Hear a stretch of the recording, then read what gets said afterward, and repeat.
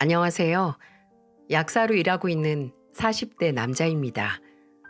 여러분은 사람의 애착 형성 시기가 언제인지 아시나요?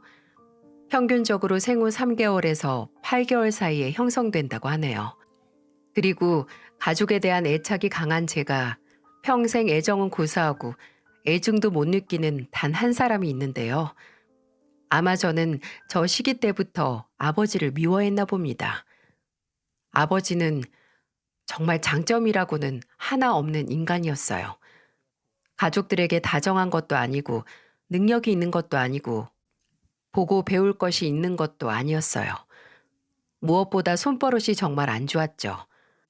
저와 동생은 초등학교 들어가기 전부터 이미 어머니가 아버지에게 짐승처럼 맞는 모습을 보고 자랐습니다. 추운 날 어머니가 보일러를 켜면 돈도 못 버는 게 낭비한다고 때리고, 또 보일러를 끄면 서방 자다가 입 돌아가게 할 거냐고 하면서 때리던 그런 인간이었어요. 결혼은 사랑하는 사람들이 하는 거라는 걸 배운 나이에 저는 대체 왜 어머니가 아버지 같은 인간이랑 결혼을 했는지 의문이었죠. 하지만 그것보다 더 큰 의문은 그런 아버지와 헤어지지 않는 어머니였습니다. 심지어 저도 동생도 제발 헤어지라고, 우리를 버리고 도망쳐도 좋으니 제발 아버지를 버리라고 해도 말입니다. 어머니는 그래도 너랑 지아 아버지인데 어떻게 버리냐, 아버지한테 그러는 거 아니다 라는 속 터지는 소리를 하시며 미련하게 버티셨죠. 그리고 덧붙이시길, 그래도 너희한테 손 안 대니 다행이다 라고 하시더군요. 충격적이게도 이건 아버지를 향한 칭찬이자 아버지의 몇 없는 장점이었어요. 하지만 정말 날벌레 더듬이만도 못한 장점도 오래가지 못했어요. 중학교에 올라가고 제가 남들보다 더 아픈 사춘기를 겪을 때쯤 점점 아버지의 말도 안 되는 권위에 도전을 하기 시작했어요. 어머니에게 손을 들려고 하면 그 사이에 끼어들어서 아버지를 죽일 듯이 노려보기 시작했고, 어머니에게 다리를 들려고 하면 또 비집고 들어가 소리를 지르기 시작했으니까요. 하지만 저의 보잘것없는 반항과 용기는 집안의 평화는커녕 분위기를 더 살벌하게 만들었습니다. 어머니는 본인을 때리는 아버지가 아닌 저를 뜯어 말리셨어요. 너도 아버지한테 맞아서 눈에 멍들고 학교에 가고 싶냐고 하면서 말이죠. 그리고 그날 온몸이 멍투성인 채로 학교에 가는 게 이렇게 사는 것보다는 나을 것 같다라는 생각이 들었습니다. 아까까지만 해도 어머니에게 뭔 년 무슨 년 하며 침 튀기며 욕하던 아버지가 어머니가 차려준 밥상 앞에 앉아서 개걸스럽게 밥을 먹고 있는 아버지가 그날따라 너무 보기 싫은 겁니다. 심지어 아직도 기억이 납니다. 점심에 내놓은 반찬 그대로 또 상에 올렸다고 지금 날 무시하는 거냐고 밥상을 뒤엎기 시작했고, 우악스런 손으로 어머니의 머리채를 잡고 바닥에 질질 끌기 시작했고, 어린 동생은 울면서 질질 끌려가는 어머니 발목을 잡고 있었고, 저는 폭발하듯 뛰어나가 아버지에게 달려들었습니다. 중학교 입학하면서 이미 아버지와 머리 위치가 같은 저는 쉽게 아버지의 멱살을 잡을 수 있었고, 그대로 바닥으로 내팽겨치면서 소리를 질렀습니다. 제발 그만하라고. 더 이상 당신한테 당할 수 없다고 말이죠. 그 인간과 제가 짐승 같은 몸싸움을 벌일 때 동생은 제 외침을 듣고 경찰에 신고를 했어요. 아버지가 경찰들에게 연행될 때 어머니는 자기 남편 데리고 가지 말라고 다 오해라고 하며 말리셨죠. 저는 참담한 심정으로 아버지를 쫓아가려는 어머니를 막아서고 정말 마지막이라는 생각으로 말했습니다. 엄마, 우리 언제까지 이러고 살아요? 이렇게 살면 안 되는 거 아니에요? 저 인간이 어떻게 엄마 남편이고 우리 아버지야? 우리 앞에서 엄마 패기 시작하면서부터 저 인간이 우리 아버지도 아니었어요. 엄마가 이혼할 자신 없으면 차라리 우리를 버려요. 더 이상 나나 지아도 엄마가 맞는 거 보고 매일 언젠가 저 인간이 우리한테도 저러겠구나. 정말 누구 하나 잘못될지도 모르겠다. 그날이 오늘일지 내일일지 모른다 생각하고 불안에 떨면서 살기 싫으니까. 나 지아랑 서울에 있는 할머니한테 가서 살 거니까 우리 좀 버리라고요. 아버지에게 맞아 얼얼한 광대뼈의 통증은 잊은 채 어머니 앞에서 처절하게 울었습니다. 그리고 어머니는 그런 저를 보며 한참을 우시더니 결국 아버지와 이혼을 하시기로 마음 먹으셨어요. 저와 어머니가 그 인간에게 받은 폭력의 흔적과 경찰 출동 기록을 토대로 어머니는 이혼 소송을 하셨고, 이혼 후 그 인간과 최대한 멀리 떨어져서 살고 싶었기에 원래 살던 지방을 떠나 외할머니가 계시는 서울로 이사를 했어요. 저와 어머니 그리고 동생은 새로 태어나는 기분으로 이사를 했습니다. 이제 정말 우리 가족의 인생이 시작됐다고 말이죠. 어머니는 그간 저와 동생에게 못 볼 꼴을 많이 보였다는 죄책감이 있으셨던 건지, 아니면 이혼 후 어떻게든 자식들과 먹고 살아야겠다는 의지와 용기가 솟으셨던 건지 하루에 4시간씩 자면서 일을 하셨어요. 그러다가 만난 아주머니의 소개로 도배 일을 배우러 다니시기 시작했고, 곧 그 일을 하시며 돈까지 벌 수 있었어요. 다행히 그 당시 도배 일은 남는 돈이 꽤 많았습니다. 제가 고등학교에 다닐 때쯤 형편이 점점 나아질 정도로요. 솔직히 말하자면 저는 늘 어머니가 약하다고 생각을 했어요. 제 기억 속 어머니는 그 인간의 비위를 조금이라도 안 거스르기 위해서 눈치를 보거나 또 거스를까봐 맞으면서 신음소리를 삼키던 모습뿐이니까 말이죠. 그런데 그 이혼이라는 계기로 저희 어머니는 제게 누구보다 강하고 무너지지 않는 존재가 되셨어요. 이혼하고 7년이 지났을 때는 외할머니께서 암에 걸리셔서 저희 집으로 와서 사셨을 때도 어머니는 아침부터 저녁까지 도배 일을 하시고 저녁에 잠에 드시기 전까지 할머니 간병을 하실 정도로 책임감이 강한 분이었어요. 그저 그 인간의 폭언과 폭력에 꽃을 피우지 못했던 겁니다. 오랜 도배 일로 류마티스 관절염으로 독한 스테로이드 약을 먹으면서 버티시면서도 단 한 번도 저희에게 힘들다는 내색을 하시지 않았어요. 그리고 저는 늘 집에 굴러다니는 어머니의 약통과 할머니의 약봉지를 보고 자랐기에 그런 영향을 받아서 그런지 약사가 된 것 같기도 하네요. 제가 약사가 될 수 있게 동기부여가 되어준 가족에게 약사가 돼서 받은 첫 월급을 몽땅 바쳤고요. 어머니와 할머니께 70%, 동생에게 10%씩 말이죠. 저희 가족은 일상적인 행복이 얼마나 어렵고 값진 거라는 걸 알기에 매 순간 최선을 다했습니다. 의대는 못 가더라도 뭔가 어머니와 할머니 건강에 도움이 되고자 했기에 약대에 들어갔고, 동생은 가정폭력과 피해 가족들 일에 관심이 많았기에 사회복지학과에 들어가서 사회복지사가 됐습니다. 저희 가족은 지나간 과거가 힘들고 고통스러운 만큼 저희 가족은 서로에게 애틋했네요. 그래서 그런지 연애와 결혼이란 건 제가 처음으로 저만을 위해서 선택한 것들 중에 하나였던 것 같아요. 그 당시 저는 대학 병원 앞에 있는 대형 약국의 약사였고, 같이 일하던 다른 동료 약사가 제게 여자를 한 명 소개시켜 줬어요. 저보다 3살 연하의 유치원 교사인 여자라고 하더군요. 약대 6년에 군대 2년, 20대 시절 물론 여자를 만나보긴 했지만 진지한 연애는 못 해본 제게는 그 여자처럼 밝고 적극적인 성격의 사람이 잘 어울릴 거라고, 꼭 잘 됐으면 좋겠다라고 하며 소개시켜 줬습니다.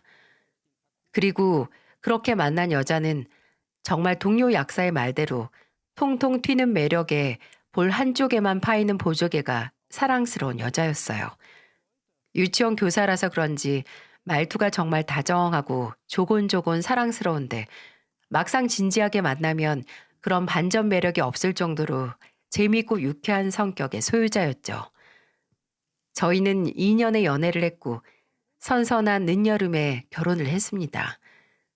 사실 아내와의 진지한 관계를 결심하게 된 건 부끄럽지만 연애를 시작한 완전 극초기였어요. 사귀는 사이가 되기 전에 저희 할머니께서 병원에서 한 번의 고비가 있으셨거든요. 그때는 정말 목숨이 왔다 갔다 할 정도의 고비라서 병원에서도 가까운 가족들을 불러야 한다고 할 정도였습니다. 정말 병원에서 동생과 저 어머니 이렇게 셋이서 불안정한 상태의 할머니를 뜬 눈으로 밤을 새면서 지켜보고 있는데 아내에게서 전화가 오더라고요. 근데 좀 그렇잖아요. 아직 진지한 관계는 고사하고 사귄 지 얼마 되지도 않았는데 가족이 위독해서 병원이라고 하기에는. 그래서 전화를 받고 별일 없는 것처럼 통화를 끝냈는데 몇 시간 뒤에 아내가 병원으로 찾아온 게 아니겠어요? 아내는 어리둥절하게 서 있는 저를 보고 바로 달려와서 따뜻하게 안아줬어요. 그리고는 그러더군요. 많이 무서웠죠, 명호 씨. 괜찮아요. 괜찮아요. 이제 괜찮을 거예요. 알고 보니 제 목소리가 이상하다는 걸 감지한 아내가 절 소개시켜준 동료 약사에게 연락을 했고 동료 약사에게 제 사정을 듣자마자 바로 병원에 온 거였습니다. 그때 커다란 제 몸을 감싸주던 아내의 품이 어찌나 따뜻하고 안정적이던지 어머니와 동생 앞에서도 울지 않았던 제가 정말 할머니를 이대로 떠나보낼 수도 있다는 생각에 바로 눈물을 터뜨릴 만큼 포근했어요. 결혼하고 몇 년 뒤 할머니가 돌아가시던 날 아내는 그날과 같은 온도로 저를 위로해 주었어요. 3일 내내 저와 함께 잠도 안 자며 할머니의 빈소를 지켰고 제가 조문객을 맞이하다가 한 번씩 울음이 터질 것 같을 때마다 어떻게 알곤 달려와 제 손을 힘껏 잡아주었어요. 아내는 저뿐만 아니라 제 가족에게도 지극정성이었네요. 동생이 사회복지사 일을 하면서 좋은 기회로 이직을 할 기회가 찾아왔거든요.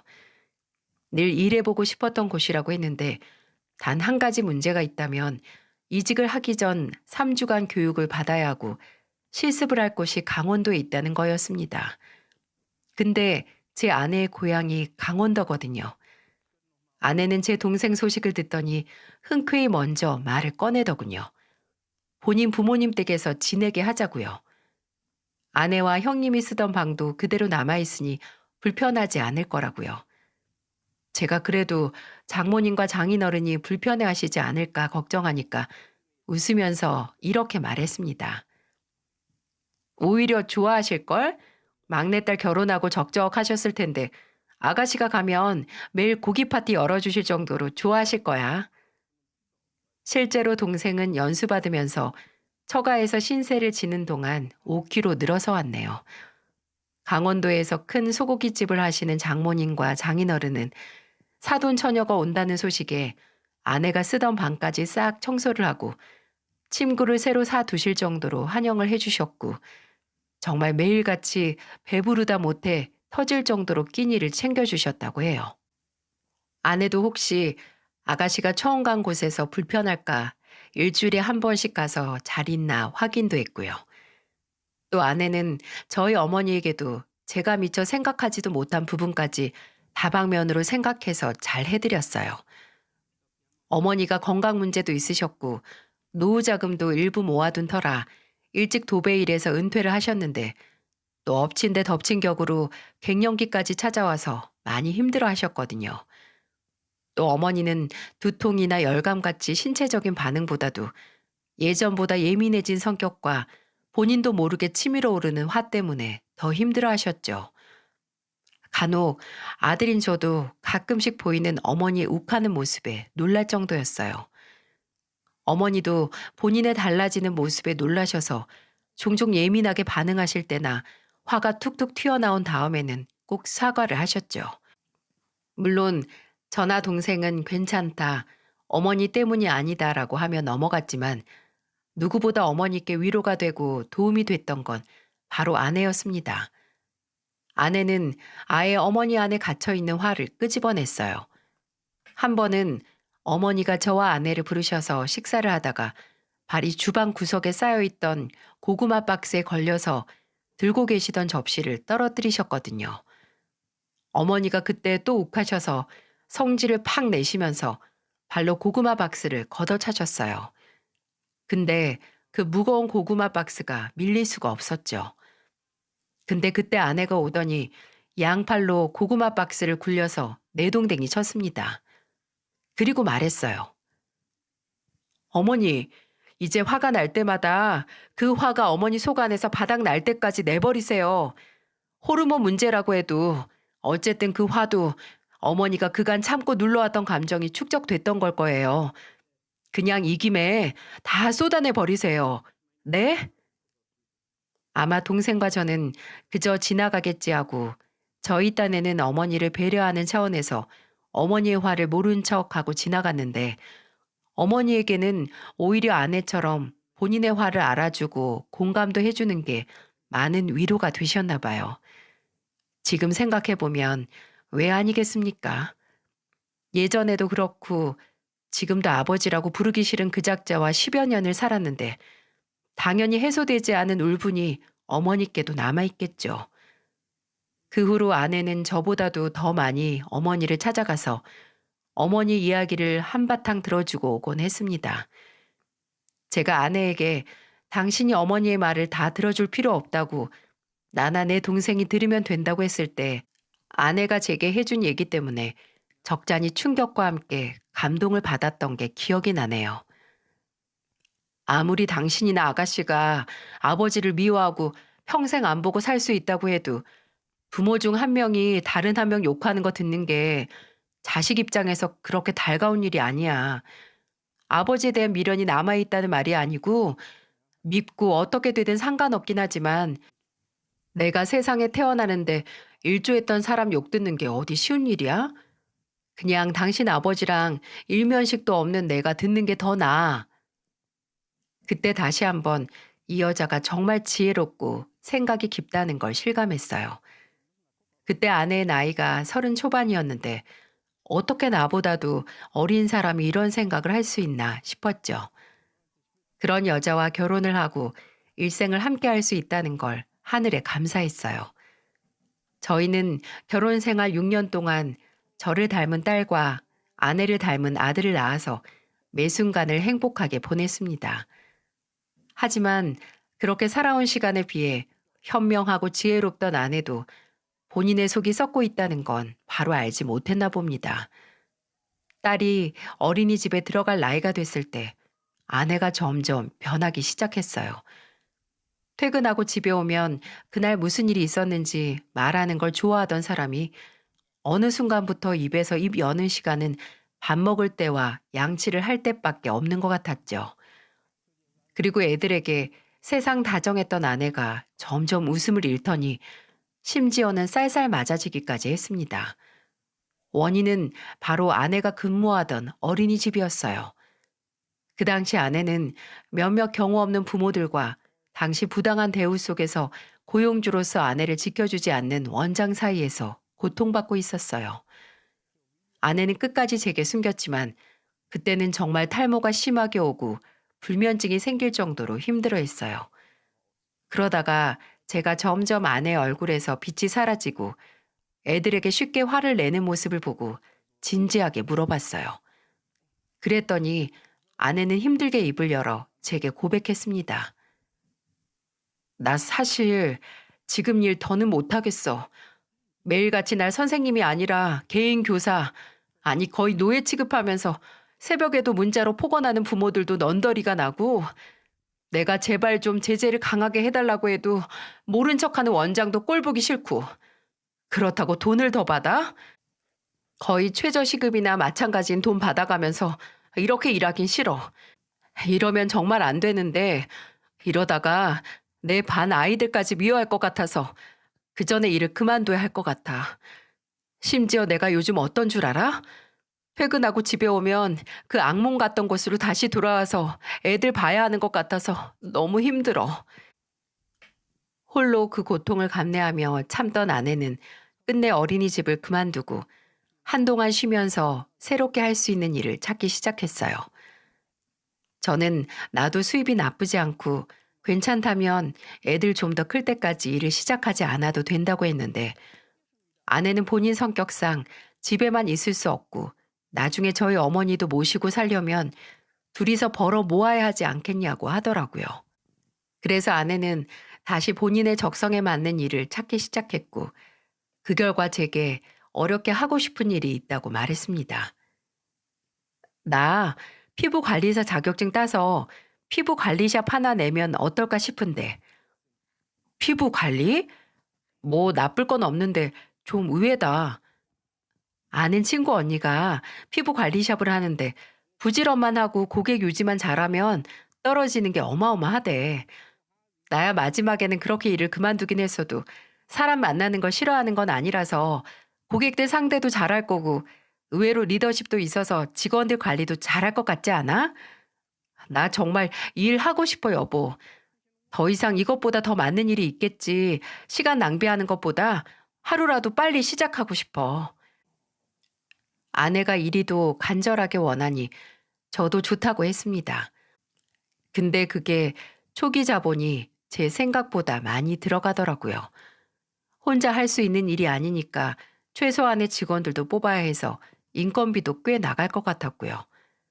하지만 아내가 이제라도 하고 싶은 일이 생겼다니 돈은 아깝지 않았네요. 저희 둘이 함께 모아왔던 돈에서 상당한 부분을 떼어내 아내 꿈을 위해 썼고, 아내는 피부관리샵 원장님이 될 수 있었어요. 그리고 오픈하고 얼마 지나지 않아 과감하게 투자를 한 게 후회가 되지 않을 정도로 흑자를 내기 시작했고요. 아내 자신감은 허세가 아니었어요. 아내를 제외한 직원 2명으로 시작을 해서 석 달 만에 5명으로 늘릴 수 있을 정도로 이익을 내기 시작했죠.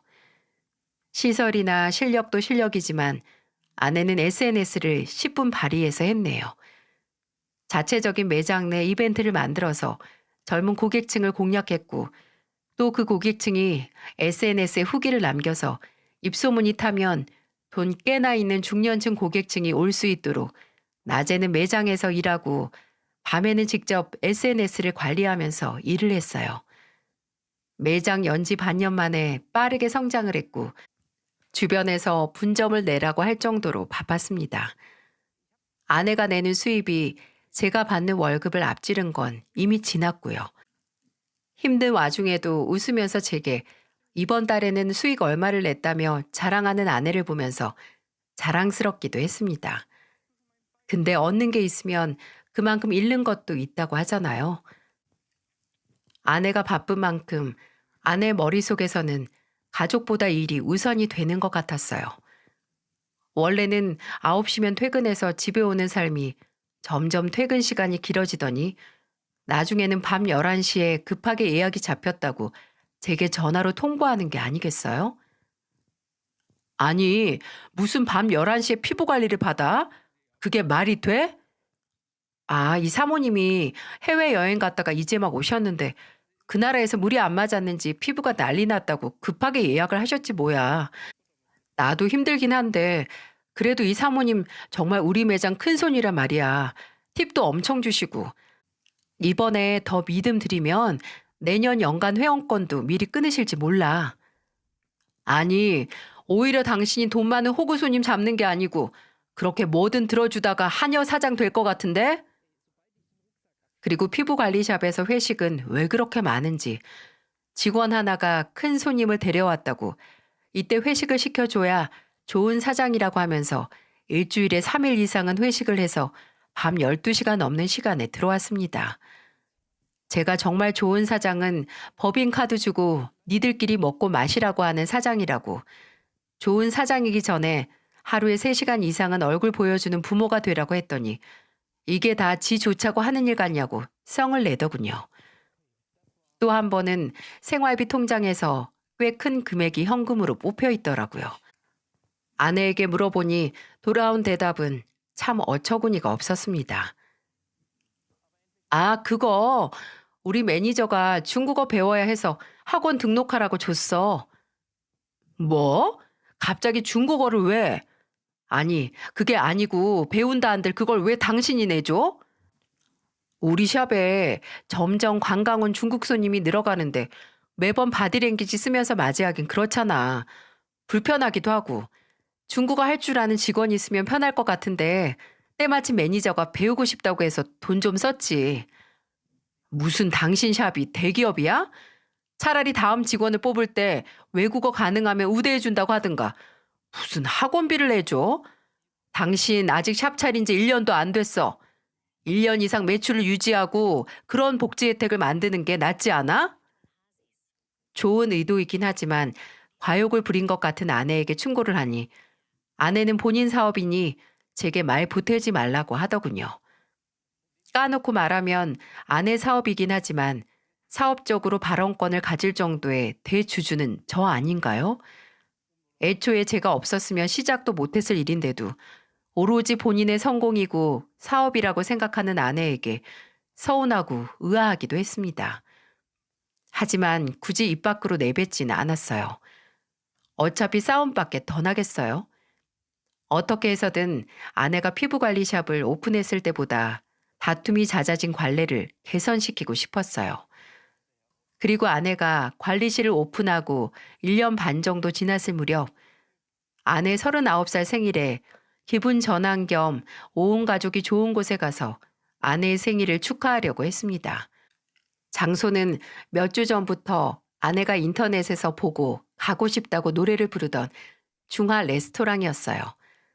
그동안 아내도 저도 바빠서 가지 못했는데 아내가 포기를 한 건지 기분이 상한 건지 하고 싶다는 말을 뚝 그쳤던 곳이었죠.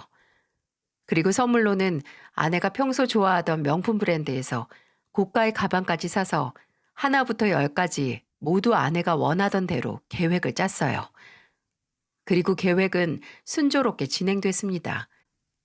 처음 아내에게 생일 파티 장소를 말했을 때 갑자기 꺼낸 생일 파티 계획에 당황을 하긴 했지만 이내 좋다고 했죠.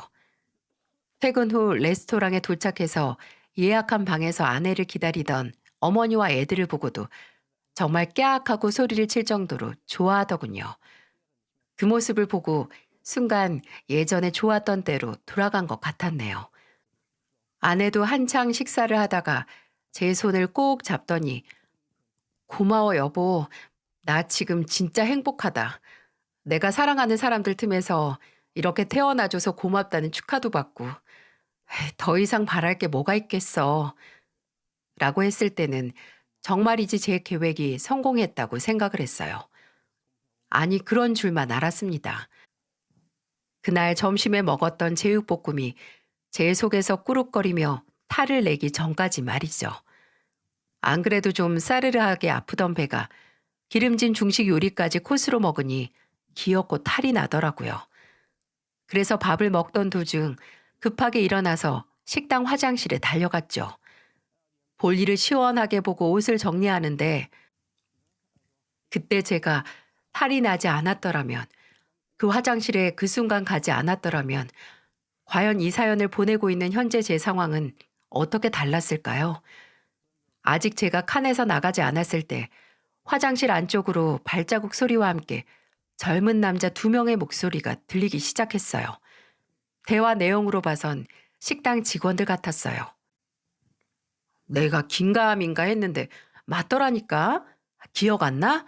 저번 주 화요일 진수 너 수진이 누나랑 타임 바꿔서 출근했었잖아. 아 그때 근데 하루에 오는 손님이 몇 명인데 하도 봐서 사람 얼굴 구분 안 가. 그냥 별일 없이 조용히 먹고 가는 손님은 당연히 기억에 안 남지. 근데 그 여자는 조용히 먹고 간 게 아니니까 그러지. 왜 그때 맨뷰샤에 기름이 많다. 후기에서 본 사진보다 작다. 엄청 진상 부리고 간 여자 있잖아. 그때 같이 온 남자랑 오늘 같이 온 남편이 이름 부르는 거 들었는데 같은 사람이야. 뭐 해나인가 뭔가?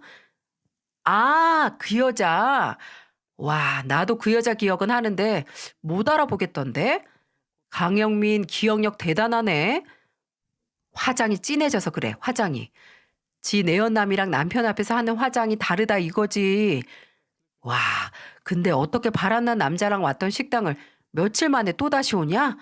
제정신인가? 테이블 어디야? 룸에 있어? 몇 번 방? 3번 방. 복도 제일 끝에. 어? 거기 애들도 있지 않았어? 내가 그 방 애들용 하이체어도 세팅해 놨는데. 둘이더라, 둘. 아우, 그러니까 더 역겹다는 거지.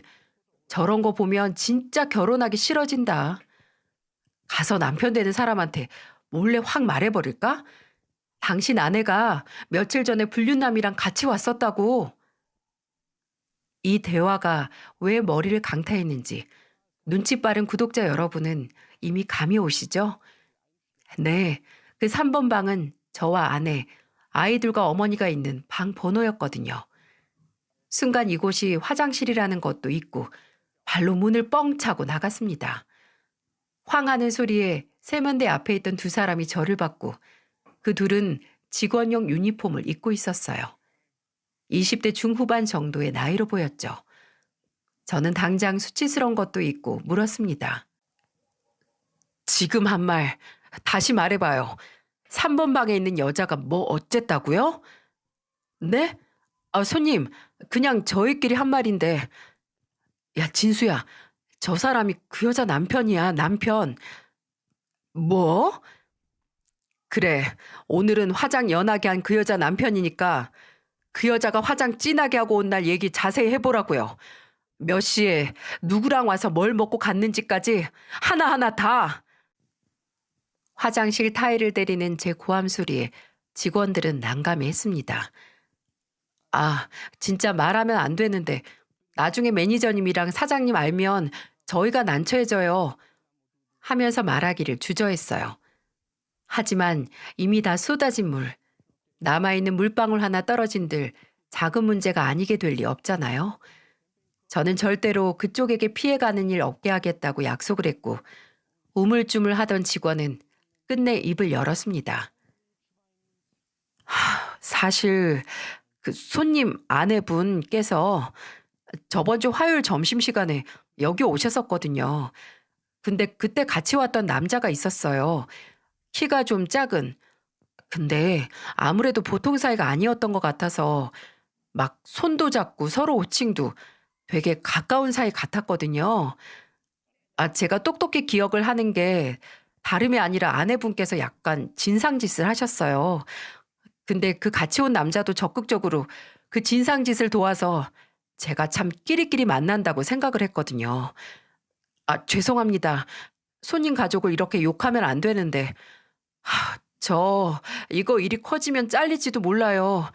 곧 1년 채워서 퇴직급여도 받을 수 있고 실업급여 신청도 할 수 있는데. 안절부절하는 직원 앞에서 한참 멍하니 있다가 아무 말 없이 제가 있던 방으로 들어갔습니다.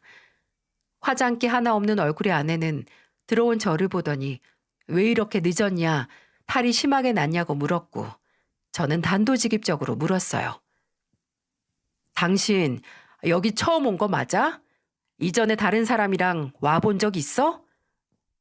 뭐? 아니 뜬금없이 무슨 소리야. 나도 오늘 처음 왔어. 내가 당신한테 휴대폰으로 보여줬었잖아. 여기 오고 싶다고. 근데 왜 한동안 가고 싶다고 하더니 갑자기 뚝 굳혔어?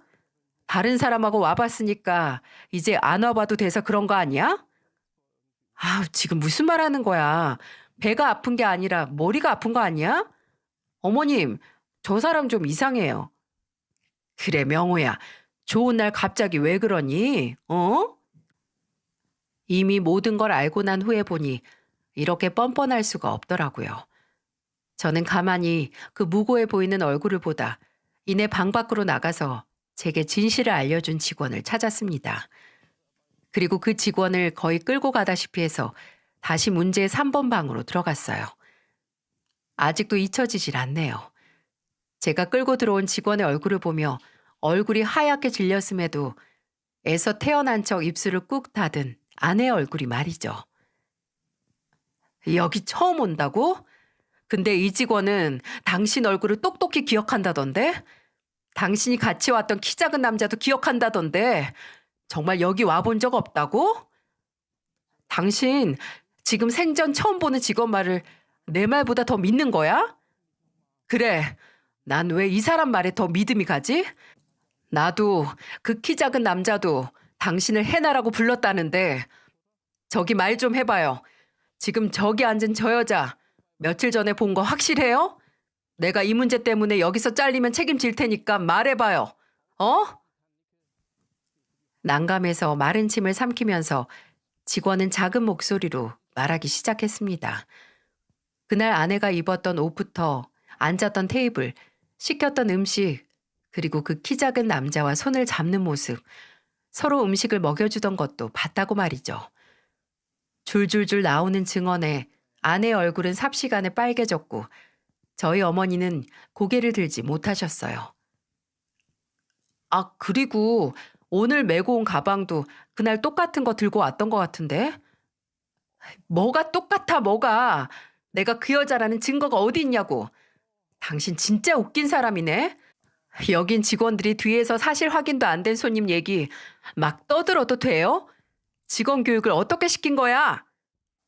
당신도 집에 오자마자 하는 얘기가 당신이 만난 돈 많은 진상들 얘기뿐이잖아. 괜히 구석에 몰리니까 애꿎은 직원 탓하지 마. 아니, 당신은 정말 저 직원 말을 믿어? 어떻게 이제 거의 10년이 다 되어가는데 사이에 애가 둘인 내 말을 안 믿을 수가 있어? 사람들 다 보는 데서 나 망신시켜서 속이 시원하니? 그럼 지금 여기서 네 휴대폰 확인시켜줘봐. 그렇게 당당하면 여기서 까보라고.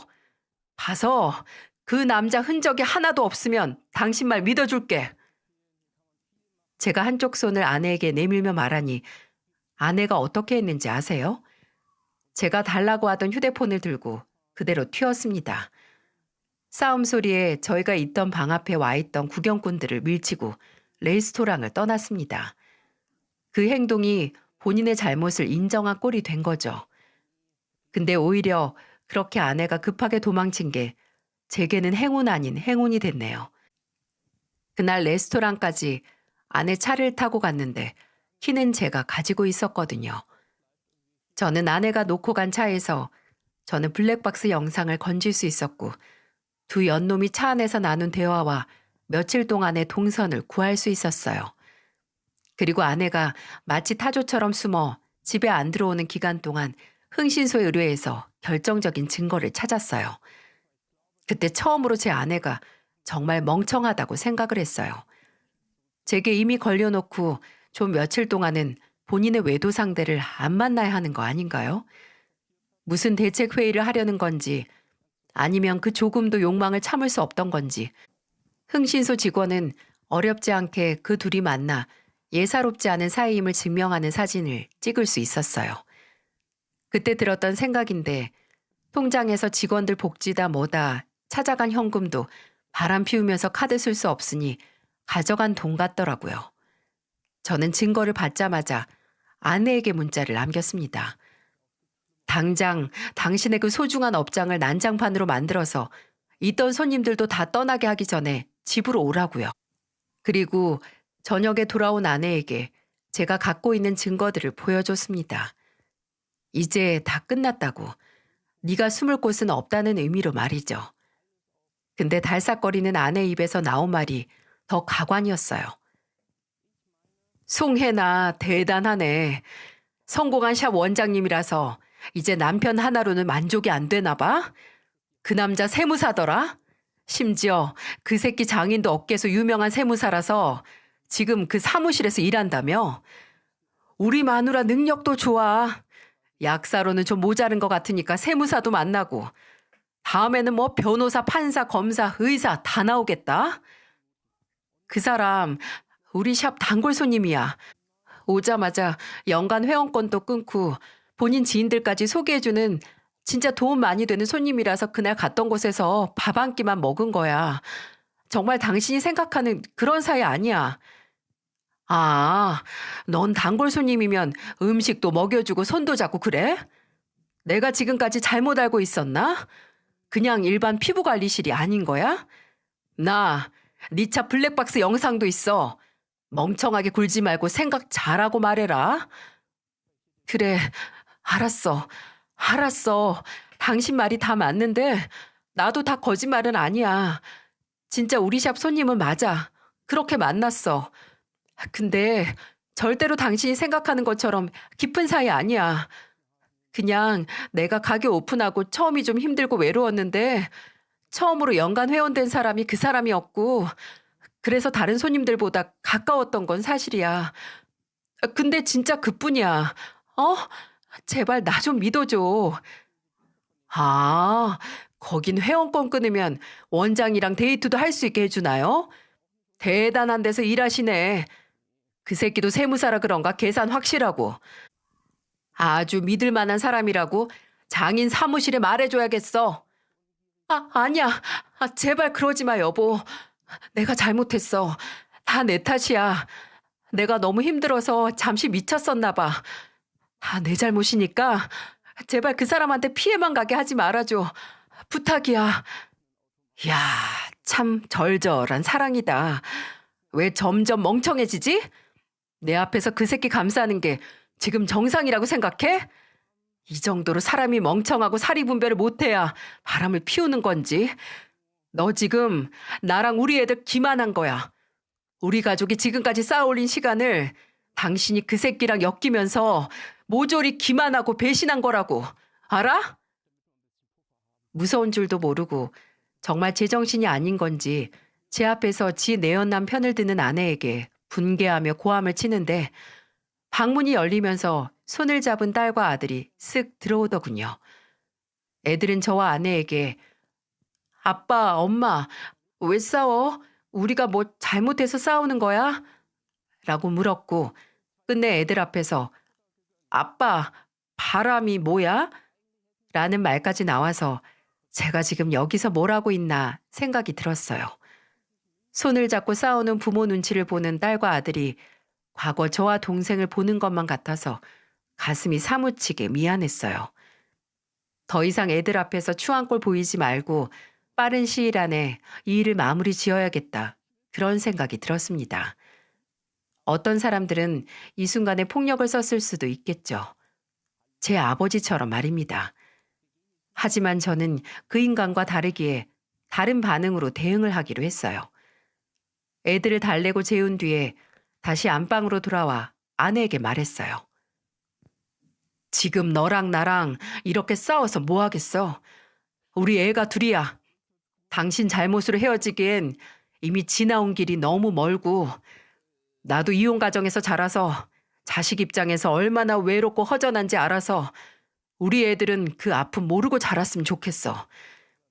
사람이니까 당연히 실수도 잘못도 하는 거라고 생각해. 근데 적어도 진실 앞에서 솔직하고 사과를 깔끔하게 해야 청산받을 수 있는 거 아니야? 책임 있는 사람 다 그 남자 데려와. 데려와서 내 앞에서 정식으로 사과해. 거기서 내가 진정성을 조금이라도 본다면 당신이나 그 새끼나 용서할 테니까. 당신이랑 이혼도 안 할 거고 그 새끼 찾아가지도 않을 거야. 제 말에 아내는 눈물이 가득 맺힌 눈을 동그랗게 뜨고 정말? 정말 그러면 없던 일로 할 거야? 라고 골백 번을 물었고 저는 맹세한다고 말했어요. 근데 뭐 제 아내도 결혼식장에서 100명이 넘는 사람들 앞에서 했던 영원토록 저를 사랑하겠다는 맹세를 어겼으니 저도 한 번쯤은 그 맹세를 어겨도 되겠죠? 제 앞에서 두 짐승이 용서를 비는 날과 장소를 잡았고 저는 약속 시간 15분 전에 약속 장소인 카페에 먼저가 기다렸습니다.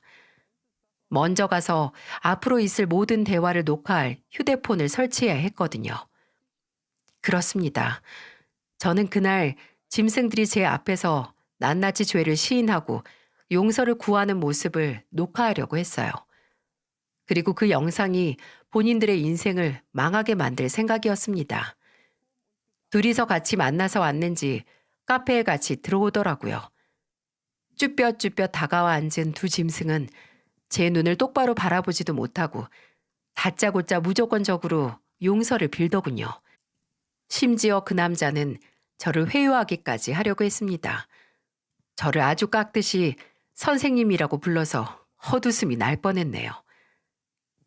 저도 결혼을 한 유부남인지라 선생님께서 얼마나 화가 나시고 속상하신지 다 이해합니다. 근데 정말 걱정하실 정도로 저희가 깊은 관계도 아니고 그냥 서로 외롭고 그래서 동시에 어리석은 일 저지른 거니까 부디 너그러이 용서해 주시길 바랍니다. 정말 너무 죄송합니다. 제가 선생님께서 겪은 정신적인 피해와 자녀분들이 조금이나마 더 편하게 살 수 있도록 소송을 안 하셔도 위자료까지 지급하겠습니다. 그 대신 제발 이 일이 밖으로 새어나가지 않게 부탁드릴게요. 그 새끼는 제게 3천만 원이라는 일종의 합의금을 제시했어요. 아니, 이렇게 잃을 게 많은 분께서 왜 그리 멍청하고 더러운 짓을 저질렀는지 아직도 이해가 가지 않네요. 저는 세상 차분하고 너그러운 표정으로 말했습니다. 내가 이렇게 그냥 넘어가면 너무 억울하고 또 혼자 상상하면서 앓을까봐 묻는 건데 어디서 어떻게 만났는지 어떻게 관계가 발전을 했는지 말을 해봐요. 어떻게 해서든 용서를 받은 후에 이 상황에서 벗어나고 싶었는지 그때부터 지들의 러브 스토리를 줄줄줄 다 말하더군요. 그 모든 말들이 제가 옆 테이블에 숨겨둔 휴대폰에 그대로 녹화되는지도 모르고 말이죠. 아내와 주로 어디서 만났다는 말까지 하던 남자는 슬쩍 제 눈치를 보더니 덧붙였습니다. 저, 선생님, 이 정도까지 다 솔직하게 말했으니까 이제 용서를... 아, 그럼요. 용서할게요. 당신이나 이 사람이나 둘 다. 정말 감사합니다. 이제 정말 이런 일 절대 없을 겁니다. 여보, 고마워. 진짜 어려운 결정했어. 맞아. 어려웠지. 근데 이건 쉬웠어. 그렇게 말하면서 저는 옆 테이블에 있던 제 휴대폰을 들어보였습니다. 그리고 계속해서 녹화 중인 화면을 보여줬어요. 지능이 모자란 인간들이 불륜을 한다는 게 맞는 말인가 봐. 대체 무슨 생각으로 내 앞에서 이렇게 솔직한 거야? 너나 이 새끼나 진짜 어디 가서 IQ 검사라도 한번 받아봐. 여보, 왜 그런 걸 찍어?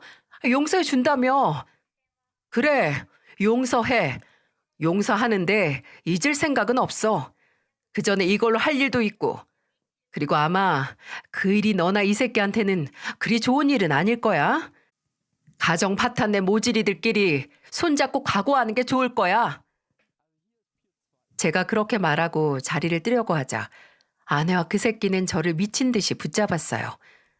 그 새끼는 심지어 울기까지 했어요. 제 바지가랑이를 붙잡고요. 다 큰 중년의 남자가 매달려 눈물 콧물 다 빼는 모습은 그리 보기 좋지 않더라고요. 근데 그 새끼 장인어른 되는 분이 영상을 다 확인하기도 전에 시근덕거리면서 이 망할 자식이 라고 붕괴하는 모습은 헉 보기 좋았습니다. 저는 이혼 소송을 하기 전에 그 새끼 장인어른이 하는 세무사 사무실에 찾아갔어요. 대표님을 만나 그분 사위 되는 사람에 대해 이야기를 할 게 있다고 하자 바로 만날 수 있었습니다. 그때 바로 그 새끼를 향한 장인어른의 신임이 먼지 한 톨보다도 가볍다는 걸 알 수 있었네요. 그날 바로 그 새끼의 처분에 대해서 알 수 없었지만 며칠 뒤 제가 현관문 비밀번호를 바꿔서 집에 못 들어오던 아내가 전화해서 따지고 들어서 알게 됐어요. 당신 대체 뭘 한 거야? 그 사람 회사에서 쫓겨났대. 해고하고 이혼까지 시킬 거라면서 난리 났어. 내가 그 사람은 건들지 말라고 했잖아. 네가 뭔데 내가 네 말을 들어야 돼? 너랑 나랑 이제 아무 사이도 아니야. 그리고 너 지금 이렇게 남의 밖을 걱정할 때가 아닐 텐데? 네 코나 닦아. 그렇습니다. 저는 아내, 아니 그 여자의 몰락을 위해 생전 처음 화력이 좋은 지역 맘카페까지 가입을 했어요. 그리고 그 지역에서 몇 년 전 오픈한 피부관리샵 원장에 대해 폭로를 하는 글을 기고했습니다. 애가 둘인데 남편이 차려준 거나 마찬가지인 가게에서 손님하고 눈 맞은 더러운 여자이니 부디 여러분의 피부를 그 더러운 여자에게서 지키고 싶다면 가지 말라고 말입니다. 이 글은 사실 이틀 뒤에 지워졌어요. 제가 지운 게 아니라 인터넷 커뮤니티에서 익명으로 신고를 여러 번 받거나 고객센터로 신고가 들어간 글은 지워질 수도 있는데 그 여자인가 그 남자가 아주 미친 듯이 아이디를 돌려가며 신고를 했나 보더라고요. 하지만 마침내 지워졌어도 소용없었어요. 제가 마지막에 확인했을 때는 이미 댓글이 300개나 넘어가고 있었고, 심지어 이미 그 여자의 피부관리샵 신상이 모음으로 밝혀졌기에 아쉬울 거 하나 없었네요. 아내가 제게서 가장 소중한 행복한 가정을 빼앗아 갔으니 저는 아내가 아끼는 사업장을 빼앗은 격이었죠. 확실히 아내는 이혼 소송 막바지에 가게를 접었습니다. 제가 기고한 글 때문인지 뭔지 손님도 뚝 끊겼고 제게 위자료 소송까지 걸려 있어서 제 변호사를 통해 급히 합의 이혼을 하자는 제안을 했어요. 목마른 놈이 우물 파는 거죠. 하지만 제가 합의 이혼을 하게 된 건 절박한 아내를 봐서가 아니라 제게 찾아온 장인어른 때문이었습니다. 사람이 선하고 우직하기 그지없고 늘 자신만만하던 장인어른이 제 앞에서 고개도 못 드시고 딸의 잘못에 대한 용서를 비시는데 그만큼 슬픈 장면은 제 생에 본 적이 없었습니다. 박서방, 내가 면모가 없네. 정말 뭐라 할 말이. 내가 미안하네. 해나 그건 내가 밧줄에 묶어서라도 고향으로 끌고 가서 2번 다시 자네나 애들 앞에 나타나지 않게 할게. 앞으로 그저 우리 손주들, 엄마 잘못 만난 불쌍한 내 손주들만 잘 키워주게. 그리고 제게 따로 3천만 원의 위로금을 주셨어요. 아마 그건 저를 위한 게 아니라 제 아이들의 미래를 위한 돈이겠죠. 그 만남 후에 저는 전 아내와 합의 이혼을 선택했고 아내에게서 합의된 위자료와 또 그 상간남에게서도 위자료를 받을 수 있었습니다. 전 아내는 정말 장인어른이 끌고 강원도로 갔는지 달에 한 번씩 양육비만 오고 있고 정말 저나 애들 앞에 나타난 적은 없었어요. 참 생각이 많아집니다. 본인 자식이나 동시에 남의 자식에게까지도 책임감을 보이는 장인어른에게서 태어나 그분을 보고 자란 전 아내는 쉽게 지 가족을 배신하는 인간으로 자라고 정말 인간 같지도 않은 아버지에게서 자란 저는 뭐 훌륭한 건 아니지만 그래도 남을 해하는 짓은 그 무엇이든 먼저 하지 않는 상식적인 인간으로 자라났으니 말이죠. 늘 우리는 자식을 보면 그 부모를 알 수 있다고 흔히 말하지만 그것도 깊이 들여다보면 큰 오류가 있는 말임을 알 수 있었네요. 하지만 저는 누군가 제 자식들을 보고 또 저를 보면 아, 역시 그 부모의 그 자식이네 하고 고개를 흐뭇하게 끄덕일 만한 부모가 되고 싶습니다. 본의 아니게 아이들에게 영원히 따라다닐 만한 상처를 입히게 됐지만 제가 그 상처를 다른 가족들의 사랑으로 이겨냈듯 저희 아이들도 이겨낼 수 있도록 최선의 노력을 다해야겠죠. 아이들에게 제가 했던 선택들에 대한 용서는 받지 못해도 아빠가 그 당시 이럴 수밖에 없었겠구나 하는 이해는 받았으면 좋겠습니다. 시간 내어 이야기를 들어주신 모든 분들과 제가 속 시원히 제 이야기를 할 수 있는 자리를 마련해 주신 채널 관계자 여러분께 깊은 감사의 말씀을 드립니다. 다가오는 추운 겨울을 가족들과 따뜻하고 포근하게 보내시길 바랍니다.